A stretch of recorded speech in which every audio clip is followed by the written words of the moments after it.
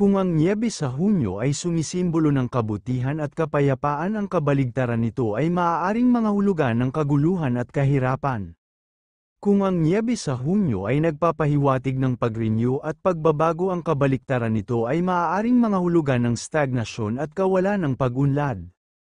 Dahil ang mundo ay magwawakas sa madilim na paraan dahil ang catastrophe ay bumaba sa lupa para hatulan ang mga mortal, at nagtanong na ang isa kung anong ibig sabihin ni Fang Liang dahil hindi sila makapaniwala na may darating na delubyo. Nagulat tuloy ang lahat ng nakarinig sa sinabi ni Fang Liang. Ang espiritual na Niebe ay ang huling laban ng Heavenly Dao. Gamit ang Niebeng puno ng espiritual na enerhiya, tinutulungan nila ang mga kultibador at pinipilit ang isang malaking tagumpay para makalikha ng maraming kultibador ng kaharian ng Mahayana na makakalaban sa Heavenly Judgment na malapit nang dumating. Nagtanong si Yeti Andong kung ang Heavenly Court ba ay darating sa lalong madaling panahon para tulungan sila o di kaya kaubusin sila. Sambit pa sa ni Hanju na noong una ang Heavenly Court ay dumating dito sa mundo ng Immortal at naglaban ng dalawang panig, yun ang Devil Clans, at maraming namatay doon sa kanilang labanan, kaya noong makalipas na dekada biglang nawala ang Devil Clan at napalitan na lamang ito ng historical, kaya lamang bumaba ang Heavenly Court para linisin ang mortal world. Bigla silang natakot at nag-alala sa kanilang kapalaran. Hindi nila alam kung ano ang kanilang gagawin. Naisip nila kung dapat ba silang sumuko sa Heavenly Court. Umiiyak sila at tila ba nawalan ng pag-asa tulad ng isang batang nawawalan ng gabay. Bigla silang sinuntok dahil bakit sila matatakot kung malakas naman sila. Sinabi pa ni Hanju na wala silang dapat katakutin at dapat ipakita kung sino sila para sa susunod na bumaba ang Heavenly Court ay matatakot na ito. Nagbabaka sakali sila na hindi na ito darating sa kanilang mundo. Naghimagsik sa galit ang ating bida dahil sa mga pinaggagawa ng dalawang mahihinang manok. Ang ibang mga disipulo niya ay hindi alam ang gagawin dahil takot silang matalo, pero may ilan naman sa kanila na namamangha sa katapangan ng ating bida. Ang Heaven daw na hukuman ay hindi kailangang magsagawa ng isang buong digmaan laban sa mortal na kaharian. Hindi nila kailangang ilipat ang lahat ng kanilang tropa, magpapadala lamang sila ng isang bahagi ng kanilang hukbo. Kung nagawa kong harangan sila at ipakita sa kanila ang aking kapangyarihan, maaari akong mag-alok na sumali sa Heavenly Court na kapalit ng kapayapaan sa mortal na mundo.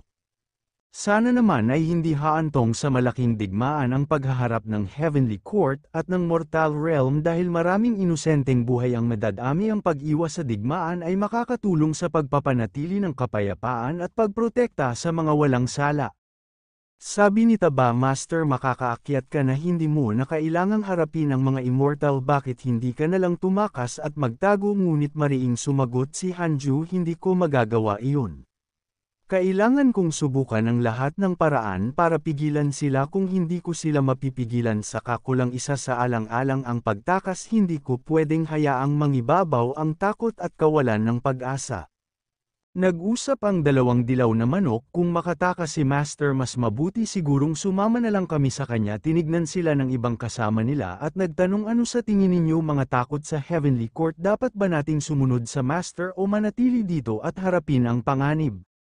Pinakita ni Taba ang isang lumang larawan ng ating bida. Noong bata pa siya, nakita sa larawan kung paano siya daladala ng ating bida. Noong una pa lang niya itong kasama noon. Sobrang hirap ng buhay ng ating bida dahil naglalakbay lamang ito at umaasa sa kung ano-anong mapulot na pagkain para mabuhay. Ngunit ngayon, lahat ng iyon ay naging alaala na lamang dahil sa tulong ng makapangyarihan nilang pinuno. Binalot sila ng katahimikan matapos ang kwento ni Taba. Dahil nalantad ang sikreto ng buhay ng ating bida noong una, ngunit agad namang bumasag si Blackie sa katahimikan. Huwag naman sanang isipin na sobrang hirap ng buhay ng ating bida noon. Dahil ngayon ay mas malakas na ito at mahirap ng talunin ng mga immortals. Sang-ayon naman si Claudia, dapat lang isipin nila na parang larong bata lang ang Heavenly Court, dahil hindi naman ito gaanong kahalaga pagdating sa labanan. Ngunit hindi alam ni Claudia na ang Heavenly Court pala ay may malaking impluwensya sa buong daigdig. Paliwanag pa ni Hanju na makatitiyak ka ang bundok na ito ay naging aking teritoryo ng Dao kung saan ang aking lakas at karunungan ay walang katapusan hanggat mananatili ka rito maaari kitang isama upang sabay-sabay na umakyat sa mas mataas na antas ng espiritual na pag-unlad pagkatapos umakyat hanggat hindi ka lalabas ng aking teritoryo ng Dao hindi ka maaapektuhan ng walang kamatayang enerhiya ng upper realm at magiging ligtas ka sa mga panganib na nagbabantay sa labas. Idinugtong ni Buddha hindi naman ibig sabihin na takot ang ating bida sa totoo lang, dapat nilang isipin na dapat mananalo sila sa digmaang sibil na magaganap dahil kung hindi baka mawasak ang buong mortal world at kung nais nila talagang linisin ang Devil's Clan noon ano pa kaya ang mortal world na walang cultivation kaya sana naman hindi address ang ating bida, dahil sila lamang ang pag-asa ng mga taong walang immortalidad. Napabuntong hininga si Cloudy. Naglalagay lang sila ng kanilang pagmamalaki sa harapan. Ang Devil Clan ay naglunsad ng isang mataas na antas na pagsalakay sa mortal na mundo, kaya kung ang makalangit na hukuman ay hindi magpapakita ng paglaban, walang sinuman ang kikilalanan ang kanilang awtoridad. Maglilinis sila ng ilang mortal na mundo para patayin ang momentum ng Devil Clan at ipakita ang kanilang lakas. Napabuntong hininga si Cloudy. Naglalagay lang sila ng kanilang pagmamalaki sa harapan. Ang Devil Clan ay naglunsad ng isang napakalakas na pagsalakay sa mortal na mundo, kaya kung ang Heavenly Court ay hindi magpapakita ng paglaban, walang sinuman ang kikilalanan ang kanilang awtoridad at kapangyarihan maglilinis sila ng ilang mortal na mundo para patayin ang momentum ng Devil Clan at ipakita ang kanilang lakas kahit na alam nilang maraming inosenteng buhay ang madadami. Balikan natin ang nakaraan, noong unang digmaang pandaigdigan. Sa buong proseso, isa lang kami na mga pawn na ginagamit para i-highlight ang kanilang mga ambisyon at kapangyarihan. Samantala, ang Heavenly Court ay nananatiling mataas at makapangyarihan, hindi nagpapakita ng anumang pagbabago o kahinaan ang kanilang kapangyarihan at awtoridad ay patuloy na nangingibabaw, kahit nasa gitna ng digmaan at kaguluhan. Gumamit din ako ng ganitong uri ng panlilinlang noong ako ay Demon King pamasanay ka na lang. Kapag nakikipagkompetensya sa iba pang mga benepisyo ng Demon Kings maaaring ikompromiso ng kabilang partido at bigyan siya ng mga benepisyo kapalit ng kanyang katapatan at suporta gayunpaman kailangan niyang magpasakop sa masa at sundin ang kanilang mga utos kaya ang kabilang partido ay magtutulak ng ilang mga demonyo upang sisihin sa halip, para hindi siya ang direktang pinagmumula ng problema at mapanatili ang kanyang imahe sa mata ng mga tagasunod. Bibigyan kahulugan ni Buddha ang mga salita ni Cloudy, pero ang direktang paglilinis sa mortal na mundo ay parang mali. Dahil ang mortal na mundong ito ay pinangungunahan pa rin ng matuwid na pamumuno at may mga inosenteng buhay na madadami sa adpanitaba ngayon alam mo na kailangan nating talunin ang Devil Clan hindi lang para sa ating sariling interes kundi para sa kapakanan ng buong mortal na mundo dagdag pa ni Buddha kung nakikinig tayo sa isang tao at sumuko sa paglilinang. Hindi na natin kailangang hintayin na linisin tayo ng Heavenly Court matagal na sana tayong pinatay ng Devil Clan, dahil hindi tayo karapat-dapat sa kanilang paningin at hindi tayo kwalipikado sa kanilang mga plano. Huwag mong sabihin ang cultivation ay ang tamang gawin. Ang cultivation ay sapat na upang gawing malakas ang isang tao hindi lamang upang lumikha ng isang mundo sa isang pagtaas ng kamay kundi pati na rin upang magdala ng kaligtasan sa lahat ng mga nilalang ngunit ano ang halaga ng lakas na ito kung hindi naman ito ginagamit para sa kabutihan? Gaya nga ng kasabihan ng iba. Ang lakas ay nagsisimbolo sa iyong awtoridad subalit kung hindi mo naman ito gagamitin sa wastong paraan mabubulag ka lamang at dahan-dahan na rin pumikit ang mata ni Buddha na para bang nakikita niya ang mga kahihinatnan ng maling paggamit ng kapangyarihan. Dalhin ang kaligtasan sa lahat ng nabubuhay na nilalang, ngunit sa totoo lang. Gumugol ako ng kalahati ng aking buhay sa pagkataranta, pag-iingat ng mga dakilang ambisyon ngunit walang nagagawa. Lahat ng walang tulog na gabi hindi ko mabilang na beses na naisip ko kung sulit ba ang lahat ng sakripisyo. Kahit wala ako, walang pagbabago sa mundo. Parang ang aking pag-iral ay walang saysay sa gitna ng kaguluhan at kadiliman. Ngunit sa aking pananaw, Iba't iba talaga ang kahulugan nito. Dahil bawat tao may sariling landas at perspektiba kagaya ng sinabi ni Albert Einstein, ang hamon ay hindi ang pagiging matalino kundi ang pagiging tamad. At least, wala kang masama na ginagawa sa iyong kapwa-tao. Ang pagiging tamad ay hindi naman masama kung hindi ka naman nagdudulot ng pinsala sa iba. Isang mortal kahit na mapunit ang kanilang bibig sa pagsasalita o ang kanilang mga paa ay mapagod sa paglalakad, hindi pa rin nila mababago ang araw mula sa pagsikat at paglubog. Ang mga bagay na hindi natin kontrolado ay hindi dapat pag-aksaryahan ng panahon at lakas. Dapat nating tanggapin ang mga bagay na hindi natin mababago at pagtuunan ang mga bagay na nasa ating kontrol. Ngunit kahit na mahina ako, ang mga buhay na nilalang ay hindi kailanman kinasusuklaman ako. Katulad nitong malamig na batis mahinahong umaagos, tinutugunan ang aking pag-iral, sa simpleng paraan nakakapagbigay ako ng kaunting ginhawa at kapayapaan sa mga nakapaligid sa akin, at iyon ang aking natatanging kontribusyon sa mundong ito. Ang dakila ay nagpapababa sa kanilang sarili upang tipunin ang mga ilog, habang ang maliit ay nananatiling banayad upang yakapin ang stream, kaya nakakamit nila ang kalawakan at pinapanatili ang kanilang pag-iral sa pamamagitan ng pagiging mapagpakumbaba at pagtanggap sa mga bagay na simple. Makakamit natin ang tunay na kadakilaan at magtatagumpay sa ating mga layunin. Kagaya ng bluestone, umaagos na tubig, maliliit na tulay, tumataas na usok, mortal na mundo. Kahit kailan ako ay isang mortal lamang. Sheer refinement o foundation establishment, pareho pa rin ang pakikitungo sa akin ng mga buhay na nilalang. Wala akong espesyal na pagtrato, walang pagmamalaki o pagyuko. Ako ay isa lamang bahagi ng mundong ito, umaagos tulad ng tubig, simple at walang pagmamalasakit.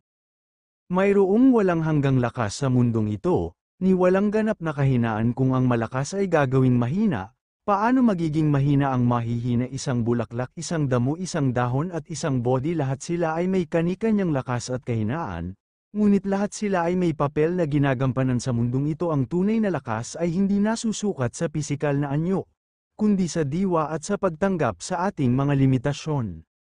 Lahat ng nilalang ay nagpaparaya sa akin at maaari ko silang tiisin bilang kapalit. Ang malalakas ay hindi nang aapi sa mahihina at ang mayorya ay hindi nang aapi sa minorya. Ang mahihina ay nagtataguyod ng mga alituntunin ng walang takot o pag-aalinlangan, at sa ganitong paraan nagkakaroon ng pagkakaisa at kapayapaan sa pagitan ng lahat ng nilalang.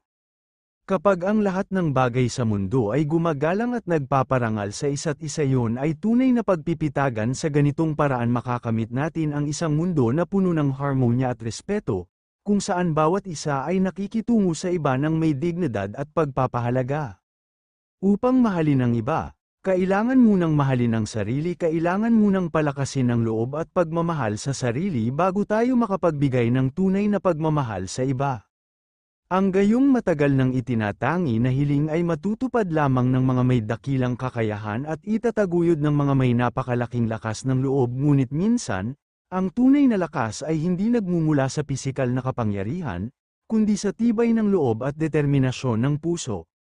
Sapat na malakas na ang aking paghahangad, masasaksihan sa mga siklo ng reinkarnasyon ang aking mga pangarap at adhikain ay magpapatuloy na magbigay inspirasyon at gabay sa aking paglalakbay sa buhay, kahit na sa mga susunod pang mga pagkakataon. Ang aking cultivation ay isang normal na landas ng isang tao, ngunit ako ay isang malakas na nilalang noon at nagkatawang tao lamang ulit. Ang aking mga alaala at karanasan ay nagpapatuloy na humuhubog sa aking pagkatao kahit na ako ay nagbalik sa anyo ng isang mortal. May isang magandang mata ang pumukaw sa mga mata ni Buddha, at sinabi rin ito sa kanyang bibig na gumising na si Buddha sa mahimbing niyang pagtulog. Ang liwanag ng kaliwanagan ay nagmula sa loob, at ang pagmulat ng kanyang mga mata ay nagdala ng pag-asa at kapayapaan sa lahat ng nilalang. Sa pagmumuni-muni, maaaring makita natin na ang bawat pagkakamali at paglihis sa landas ay nagbibigay ng mahalagang aral at pagkakataong matuto. Ang pagtanggap sa ating mga pagkakamali at paggawa ng mga hakbang upang itama ang mga ito ay maaaring maging isang makapangyarihang paraan upang lumago at magbago. Ito ay tila isang makahulugan at malalim na paglalarawan ng isang makasaysayang o espiritual na sandali sa buhay ni Buddha. Ang dalawang ina na tinutukoy mo ay maaaring tumukoy sa mga taong nagbigay ng malaking impluwensya sa buhay ni Buddha bago siya naging isang Buddha sa konteksto ng Budismo. Maaaring ang dalawang ina ay tumutukoy kina Mahamaya at Mahaprajapati Gautami, na sina ang biolohikal na ina at ang nagpalaki kay Siddhartha Gautama, Buddha. Ayon sa pagkakabanggit ang paglalarawan mo sa kanilang mga ngiti na nagbibigay alala sa nakaraan ni Buddha ay nagpapakita ng malalim na koneksyon at pagpapahalaga sa mga taong nagbigay ng pagmamahal at suporta sa kanyang paglalakbay tungo sa kaliwanagan. Sa aking muling pagkabuhay, ako ay naging isang matuwid na tao, at ngayon ang aking landas ay napakalinis. Ang mga aral ng nakaraan ay nagbigay sa akin ng karunungan at gabay upang tahakin ang tamang daan. Ako ay nagpapasalamat sa pagkakataong ito na mabuhay muli at magkaroon ng pagkakataong itama ang aking mga pagkakamali. Ang hinawakan na bagay kanina ni Buddha ay nagliwanag ng malakas, at sa sobrang lakas nito ay nagpapahiwatig na may isang alaala na bagong matutunan natin. Ang liwanag na ito ay simbolo ng kaliwanagan at pag-unawa, na nagbibigay sa atin ng bagong pananaw at pagtingin sa buhay. Sa kabilang eksena nag-uusap pa si Fang Liang at Kang Hanju na Grandmaster. Kung gayon dapat ba nating ipatawag si Master, Uncle Master at Senior Brother?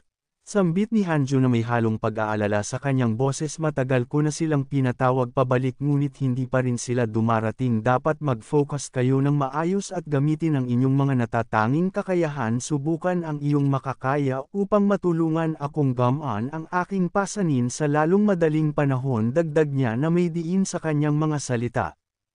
Ang malakas na liwanag ay bumalot sa buong bundok, nagbibigay ng isang kahangahangang tanawin na puno ng kapangyarihan at kagandahan. Sa sandaling ito ang lahat ay tila natigil sa panahon at ang liwanag ay nagbigay ng isang makahulugan at makapangyarihang mensahe sa lahat ng naruroon. Ang malakas na liwanag ay nagmumula kay Buddha. Sa kanyang pag-breakthrough patungo sa Golden Core, ang tanawin ay biglang sumiklab sa liwanag ng paniniwala ni Buddha na nagbibigay ng inspirasyon at pag-asa sa lahat ng nakasaksi. Ang liwanag na ito ay simbolo ng kaliwanagan at pag-unawa na nagbubukas ng mga bagong landas at posibilidad para sa lahat. Ang lahat ay napakomento na ito ay isang solong pangunawa, at naabot niya ang Golden Core. Kakaiba. Hindi ba ito ang paraan ng Buddhist sect ng paglilinang? Ano ang kanyang dating antas ng paglilinang? Ikatlong antas ng pagtatatag ng pundasyon na lampasan niya ang tagumpay ni Master sa pag-abot sa Golden Core. Lahat ay namangha sa kanyang kahangahangang pag-unlad. Ang pinakamasaya sa lahat ay si Ye Tiandong dahil ang kanyang nag-iisang disciple ay nag-breakthrough at nakalampas na sa daw. Ang tagumpay na ito ay nagdulot ng malaking pagmamalaki sa kanyang puso para na itong si Hanju, na tila ba may ibang reaksyon sa mga tao sa kanilang mga emosyon. Kapag si Hanju ay umiiyak, tila ba may ibang kahulugan ang kanyang mga luha at ang kanyang mukha ay nagiging mas pangit dahil sa pag-iyak, ngunit hindi ito nakakaapekto sa kanyang dignidad bilang isang matatag na kultibador. Ang balat ni Buddha ay dahan-dahan naglalaho dahil sa pagbabainggong anyo dulot ng kanyang breakthrough sa Golden Core. Ang kanyang katawan ay unti-unting nagiging liwanag, simbolo ng kanyang pagtaas sa mas mataas na antas ng paglilinang. Si Ye Tiandong ay naging masaya dahil sa isang himala na nangyari sa kanyang disciple kahit na wala siya sa tabi nito upang gabayan. Ang breakthrough na ito ay patunay na ang tunay na potensyal ng isang cultivador ay hindi limitado ng presensya ng isang guro. Sa pagdilat ng mata ni Buddha, kumislap ang kanyang mga mata at nagliwanag ng maganda. Ang muling pagkabuhay ko ay isang simbolo ng bagong pag-asa at bagong yugto ng buhay. Paliwanag ni Buddha. Muli akong nagpapasalamat sa aking relikya dahil sa likod nito ay nakatago ang aking nakaraan at mga aral na natutunan. Ngayon magsisimula na ako sa panibagong yugto ng buhay na puno ng pag-asa at determinasyon.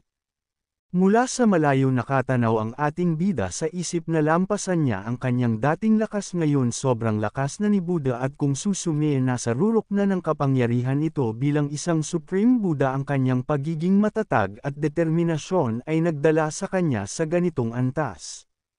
May 5 Budismo na kilala bilang pinakamalakas sa buong daigdig at buti na lamang at nagawang makipag-alyansa ni Buddha sa kanila. Dahil dito, mas lumakas ang kanyang pwesto at mas naprotektahan siya sa mga posibleng panganib na darating sa kanya. Masaya si Hanjo sa nakamit ni Buddha, nakangiti siya habang pinapanood ang tagumpay ng kanyang kaibigan samantala si Fang Liang ay napaisip sa kanyang isipan ang calamity na ito ay parang magwawakas ng hindi maganda pero sa likod nito ay may isang malaking pagmamahal na naghihintay bigla niyang naalala ang mga salita ni Uncle Master noon. Kapag bumalik ako sa tuktok ng mundo babaguhin ko ang pananaw ng ibang tao siguro ito na ang simulan ng pagbabagong iyon. Malungkot ang mga mata ni Fang Liang habang sinasabi sa kanyang sarili kung talagang in love sila sa isa't isa then I'll just step aside mananatili ako sa tabi ni Master at hindi na muling bababa sa bundok ang kanyang puso ay may bahid ng lungkot at pagbibitiw. Ngunit ang kanyang desisyon ay matatag mas mabuti nang ako ang umatras, para sa ikabubuti ng kanilang dalawa. Sa kabilang eksena, 10 taon na ang nakalipas, sa loob ng Demon Clan's Imperial Palace, matapos lang umalis ni Fang Liang, ang palasyo ay tahimik, ngunit may mga kakaibang enerhiya na bumabalot sa hangin ang mga demonyo ay abala sa kanilang mga gawain samantalang ang kanilang pinuno ay nasa malalim na pag-iisip ano kaya ang mangyayari sa hinaharap tanong ng pinuno sa kanyang sarili makakamit ba natin ang ating mga layunin. Di bali na nga lang. Tapusin ko na ang lahat ng ito, sabi ng Demon King sa kanyang sarili. Ang kanyang mukha at kamay ay puro bendahe dahil sa isang matinding pakikitungo sa isang nilalang na si Su Qin. Ang kalaban nito sa loob ng 10 taon, hindi ko alam kung hanggang kailan ko kayang tiisin ang sakit na ito. Dagdag niya, habang ang kanyang mga mata ay nagbabaga sa galit at determinasyon. Pero hindi ako susuko, hindi bago makamit ang aking mga layunin. Mukhang aso ulit ang ama nitong dalaga na mahal na anak, tulad ng ipinangako, aalisin ko ang iyong pag-aresto sa bahay at ibabalik sa iyo ang iyong kalayaan hindi ko na kayo iistorbohin sabi ng ama ngunit ang kanyang mga mata ay nagbabaga sa galit, nagpapalabas pa ito ng kanyang kapangyarihan habang nakatawa ng malademonyo dagdag niya habang ang kanyang mga kamay ay nanginginig sa puot hindi mo alam kung sino ang tunay na may hawak ng kapangyarihan dito. Aalis na ako para sa aking comprehension sabi ng dalaga at bigla na lang nawala ang kanyang ama na parang bula ang kanyang mga yapak ay hindi na maririnig pa at ang kanyang presensya ay tila ba hindi na umiral pa. Matapos ang mga nangyari, nagkita na ang dalawang mag-asawa at nagsama na sila para makafocus na sa kanilang pagmamahalan nito na ang simula ng bagong yugto ng kanilang buhay na puno ng pag-ibig at pag-unawa si Fang Liang naman ay tinutupad ang kanyang salita then I'll just step aside na lang ako at nagdesisyon na iwan ang dalawang mag-asawa para sa kanilang ikabubuti. Habang naglalakad si Chi bigla na lang itong napatalon sa gulat dahil ang kanyang asawa ay biglang sumulpot sa kanyang harapan. Kaya't napahingi tuloy ng pasensya si Chi. Pasensya na, hindi ko sinasadya agad naman tinanggap ng babae ang kanyang pasensya okay lang, alam ko naman na hindi mo sinasadya ngayon. Pinag-uusapan na nila ang tungkol sa kasalan nilang dalawa paano ba natin sisimulan ang lahat ng ito tanong ng babae si Chi ay ngumiti at sinabing simulan na natin sa simula, at buuin muli ang ating pagmamahalan. Bukas, aalis na ako sa Demon Palace para hanapin si Little Liang sabi ng dalaga, na tila ba determinado sa kanyang desisyon kaya't napatingin ng malalim si Susie sa kanya anong plano mo sa paghanap sa kanya hindi ito magiging madali ang dalaga ay ngumiti ng matapang handa akong harapin ang anumang panganib para sa kanya si Susie ay tumango, sige tutulungan kita. Makapagpahinga ka na, sabi ni si Chi, habang nakayuko pa ang dalaga. Panatag at manatili dito upang linangin, at patuloy na sundin ang kagustuhan ng aking ama. Dagdag pa niya, nangyari ito dahil sa akin, kaya hindi ka masisisi ni tatay. Si Susie ay tumango buti naman, kapag nahanap mo na ang maliit na Liang. Dapat mong ipaliwanag ito sa kanya ng maayos bili ni si Chi huwag hayaang iliga siya ng mga chismis ang dalaga ay tumango, determinadong tuparin ang kanyang mga salita. Agad sumang-ayon ang dalaga sa sinabi ni si Chi, at bigla na lang nagliwanag ang kanyang paligid, ang kanyang mukha ay nagninggas ng isang malumanay na ngiti, na tila ba nagpapakita ng kanyang tunay na pag-unawa at determinasyon. Sa sandaling yun, ang kanyang presensya ay nagdulot ng isang mapayapa at positibong enerhiya sa paligid, na nagpapagaan sa lahat ng mga alalahanin at pag-aalinlangan. Matapos ang 15 taon, ang nyebe ay patuloy pa rin bumabagsak sa mortal world, 15 taon nang bumabagsak ang snowstorm na nagdulot ng malaking pinsala sa mortal na kaharian. Ang puting kalamidad ay sumisira sa mga pananim na nagreresulta sa kawalan ng anihin. Ang mga mortal ay nagdusa mula sa taggutom, at sa desperasyon ipinagpalit nila ang kanilang mga anak para sa pagkain. Ng mundo ay tila ba nawalan ng pag-asa, at ang kinabukasan ay tila ba hindi tiyak. Sa gitna ng snow, may mga yapak rin na iwan sa nyebe, na tila ba nagpapakita ng presensya ng ibang nilalang. Ang espiritual na nyebe ay lumitaw sa loob ng 15 taon, na nagdulot ng pagbabago sa mundo. Ang buong mundo ay puno ng espiritual na enerhiya na nagpapalakas sa mga nilalang na may kakaibang kapangyarihan. Ang hangin ay puno ng misteryo at posibilidad, at ang mga mortal ay nagsisimula ng maramdaman ang pagbabago sa kanilang paligid. Naging madali itong linangin, sabi ng isang matandang magsasaka na may ngiti sa kanyang mukha. Ang lahat ng mga magsasaka ay tumanggap ng basbas ng langit at gumawa ng kahangahangang pag-unlad. Ang mga lupang dating baog at walang buhay ay naging masagana at mayabong, na nagdulot ng masaganang ani at pag-asa sa mga tao. Si Merong Chi ay nasa 5th level of the body integration realm na nagpapakita ng kanyang malaking pag-unlad sa kanyang kultibasyon, samantala si Lucky Me ay nasa 3rd level of the void amalgamation realm na nagbibigay sa kanya ng malalim na pag-unawa sa mga prinsipyo ng sansinukob. Silang dalawa ay naglalakbay sa ibang mundo, na hinahatak ang Dao at naghahanap ng mga pagkakataon upang makapag-breakthrough sa susunod na realm. Ang kanilang paglalakbay ay puno ng mga hamon at panganib, ngunit sila ay determinado na abutin ang kanilang mga layunin at makamit ang tunay na kapangyarihan. Biglang nag-away ang dalawang tanga dahil sa isang bagay na umabot pa sa bangayan, sabi ni Merong Chi, na may halong pagkamuhi sa kanyang tinig. Aabot na tayo sa Mount Cultivate at masigasig na magiging immortal sa lalong madaling panahon. Dagdag pa niya, hindi ba nakakahiya na patuloy na humawak sa mga ito? Hindi sumang-ayon si Lucky Me. Hindi ito ang limitadong Starlight Little Chen Pilo ang autograpo, poster, at ang badge. Lahat ng ito ay napakahalaga sa akin, sumagot si Merong Chi. Sinabi ko sa iyo na ang kanyang nakaraang reincarnation ay isang superstar. Masyadong malaki ang pagkakaiba ng status, hindi ito gagana sa inyong dalawa. Ang dalawa ay patuloy na nagtatalo, hindi makapagkasundo sa kanilang mga pananaw. Sa kabilang eksena, lumipat na ang ating kwento rito sa Mount Cultivate, sabi ni Cloudy na may ngiti sa kanyang mukha. Mahigit isang siglo na ang nakalipas mula noong huli tayong magkita. Dagdag pa niya, si Zhong Xiangan ay katulad pa rin ng dati. Walang pagbabago sa kanya, ngunit ang maliit na Chi ay naging mas malakas at gwapo, tunay na kahanga-hanga. Si Ye Tiandong naman ay sumang-ayon, raw-araw kaming naglilinang at naiinip na kami. Gusto naming makinig sa iyong mga pakikipagsapalaran, mga kwento ng iyong mga tagumpay at kabiguan. Ang grupo ay tila ba sabik na makarinig ng mga bagong kwento at karanasan. Habang may hawak si Zhong Xiangan na isang dramas notebook, nakalagay rin dito ang lahat ng journal niya. Sabi niya na may interes sa kanyang tinig. Alam kong lahat ay magiging interesado dito. Nang sinamahan ko si Master para hanapin si Mistress Chen, nangolekta din ako ng chismis tungkol sa lahat ng uri ng sekta sa buong mundo. May mga nakalap na impormasyon tungkol sa mga sekta na hindi pa natin alam at maaaring makatulong ito sa ating paglalakbay. Gusto ko sanang humingi ng ibang detalye tungkol sa kasama ni Zhong Xiangan, sabi ng isa sa mga kasama na may interes sa kanyang tinig. Dahil nabitin kami sa mga kwento mo, gusto naming malaman pa ang tungkol sa mga sekta at mga pakikipagsapalaran mo, ngunit hindi na sila binigyan ng pagkakataon na magtanong pa. Tila ba si Zhong Xiangan ay may ibang plano o dahilan para hindi ibahagi ang mga detalye. Makalipas ang 5 oras, nagpakitang gilas na sa pagkukwento si Zhong Xiangan, sabi ng mga nakikinig, na may pagkamangha. Alam mo ba kung gaano kalubha ang epekto ng level 42 na lindol? Tanong niya na may pagmamalaki sa kanyang tinig. Ang mga demonic cultivator sa Western Abyss State ay hindi na gumagawa ng drug trafficking. Ngayon pinalitan nila ito ng egg trafficking. Dagdag pa niya na may detalyeng nakakapagpawaw. Gayon din isang 360 taong gulang na nascent soul expert sa isang dynasty ang naputol ang kanyang retirement fund sa isang sandali. Nang init, nagluto siya ng pearl rice noodle rolls.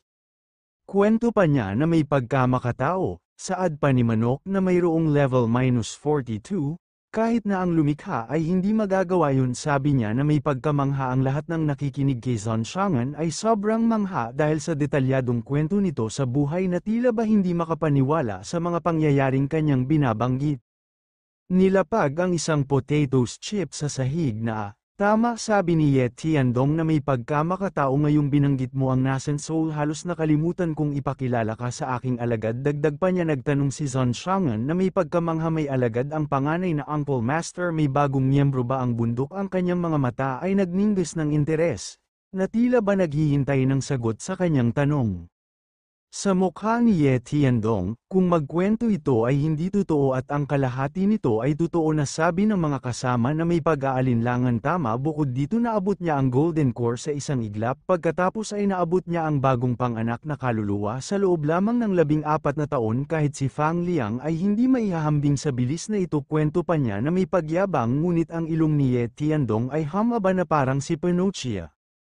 Kaya ang ibang kasama niya ay hindi tuloy maipinta ang pagmumukha dahil alam na nila na hindi totoo ang mga kwento niya at kalahati lang nito ay totoo, kaya hindi na sila interesado sa ganitong oras dahil alam na nila na magyabang lang ito sa kanilang lahat. Binanggit ni Ye Tiandong na ang pangalan ni Buddha ay dapat aalahanan nila ito sa buong buhay nila, sabi niya na may pagmamalaki. Dahil ito lamang ang nag-iisang disciple niyo na sobrang lakas pagdating sa cultivation. Dagdag pa niya, nagkatitigan tuloy ang dalawang tanga dahil sa pagkarinig sa kwento ni Ye Tiandong.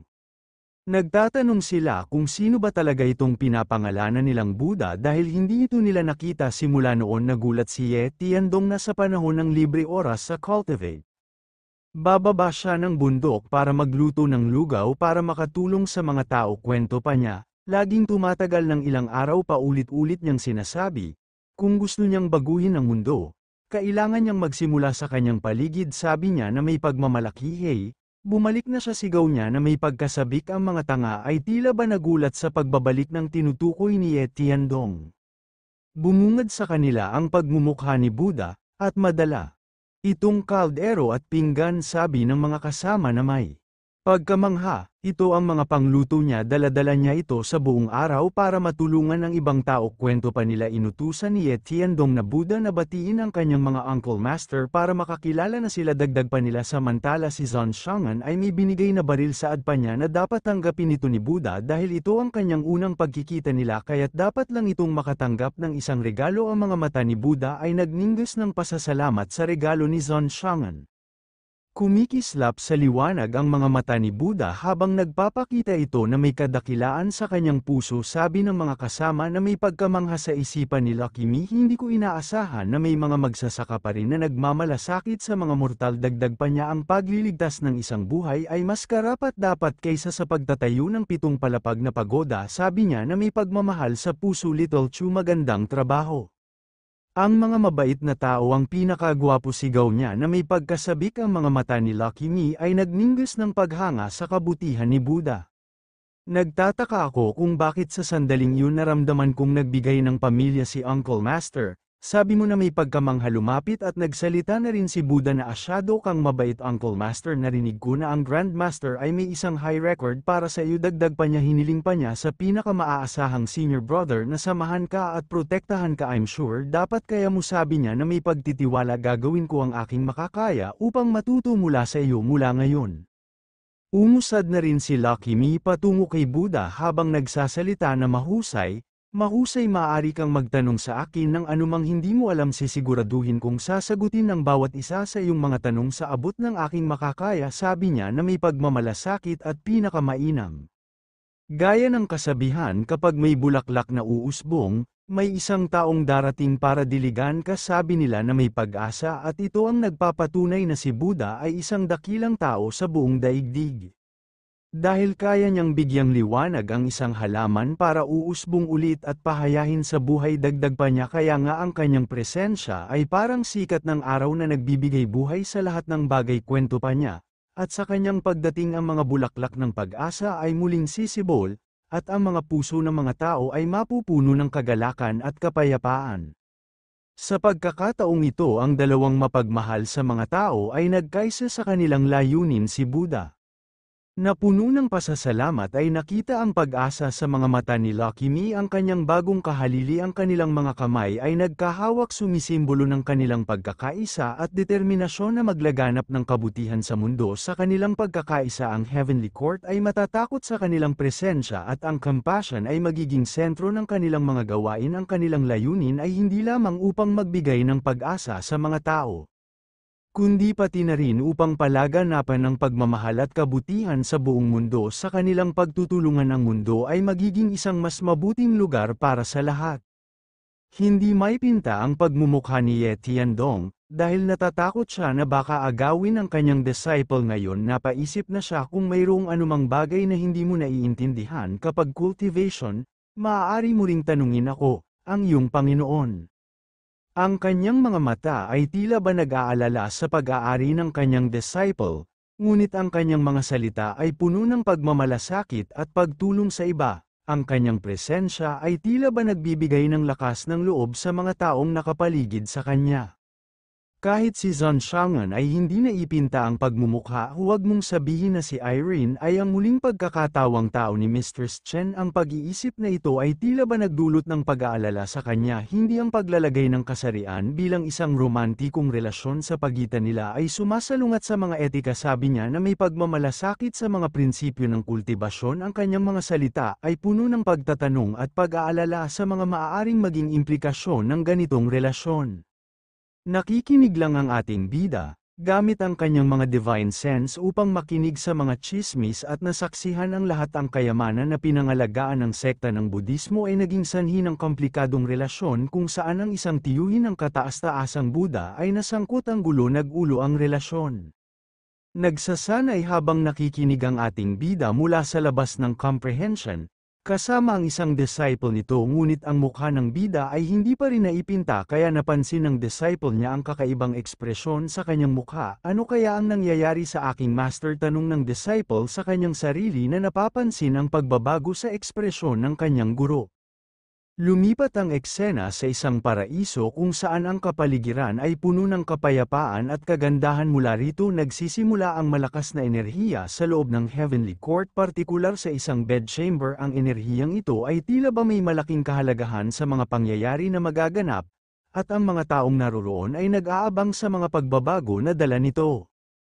Ang mga dambuhalang istruktura ay nagsisimula ng kayamanan sa Heavenly Court, kung saan pinakita rito ang karangyan sa buong realm. Ang mga gusali at istruktura ay napakataas at napakaganda, nagpapakita ng kapangyarihan at kayamanan ng Heavenly Court. Ang mga materyales na ginamit ay ang pinakabihira at pinakamahalaga, nagpapakita ng walang katulad na kagandahan at karangyan. Sa loob ng gusali sa Heavenly Palace may isang nilalang na nakaupo sa lotus na posisyon, nagpapakita ng katahimikan at kapayapaan, ngunit bigla nagsimula itong gumalaw, nagpapakita ng buhay at enerhiya. Ang mga mata nito ay bumukas at ang presensya nito ay nagbigay ng malakas na enerhiya sa paligid.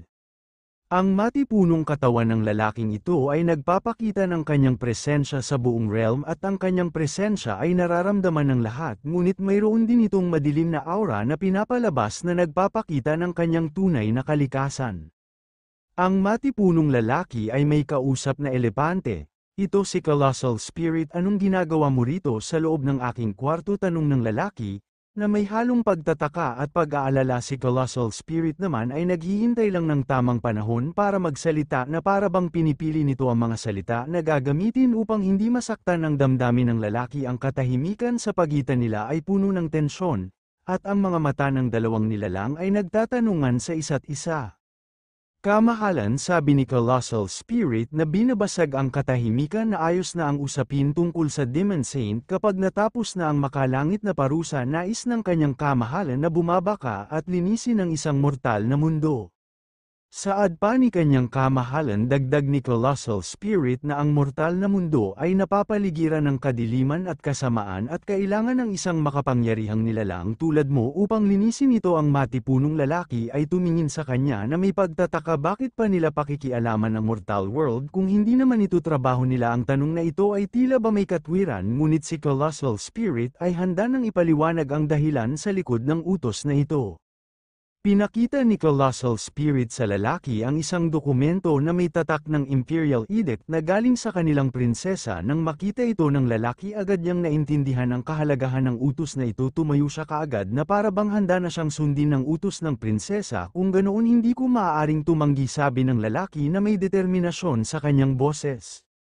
Ginamit ni Colossal Spirit ang isang magnifying glass upang basahin ang nakapaloob sa Imperial Edict. Habang binabasa niya ito, ang kanyang mga mata ay lumawak sa pagkamangha. Ang kapangyarihan ng taong yun ay umabot sa langit na walang kamatayan. Sabi niya na binabasa ang mga salita sa dokumento. Ang sinumang normal na Heavenly General ay hindi niya magiging kalaban. Tumigil siya sandali bago nagpatuloy. Dapat nating linisin ang mortal na mundong ito. Si Long-Er lang ang makakapagpilit sa kanya na umakyat.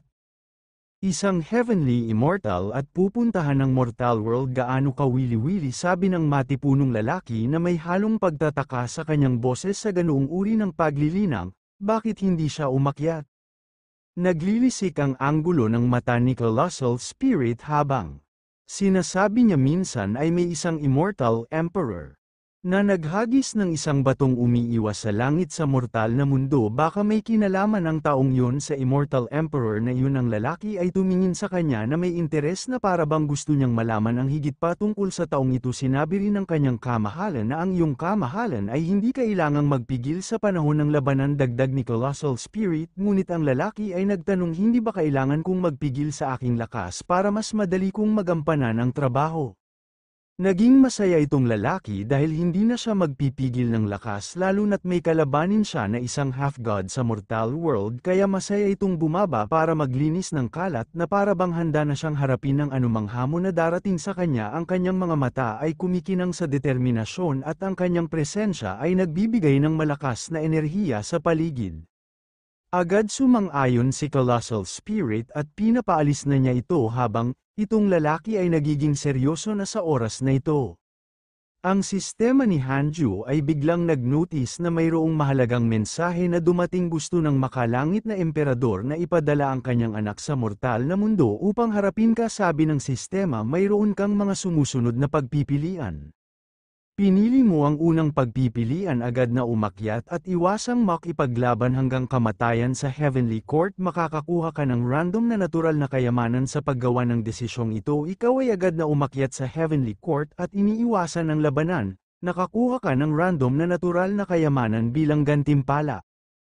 Kung pinili mo ang pangalawang pagpipilian, huwag umakyat para sa oras ng pagiging at hintayin ang Heavenly Court na bumaba sa mortal na mundo. Sa paggawa ng desisyong ito, ikaw ay nananatili sa mortal na mundo at naghihintay sa Heavenly Court na bumaba. Matapos ang ilang oras, ang Heavenly Court ay dumating sa mortal na mundo, at ikaw ay nakakuha ng Mystical Power Inheritance at isang Heavenly Dao Spirit Stone. Bilang gantimpala, ang iyong lakas ay tumaas ng malaki at ikaw ay handa ng harapin ang anumang hamon na darating sa iyo.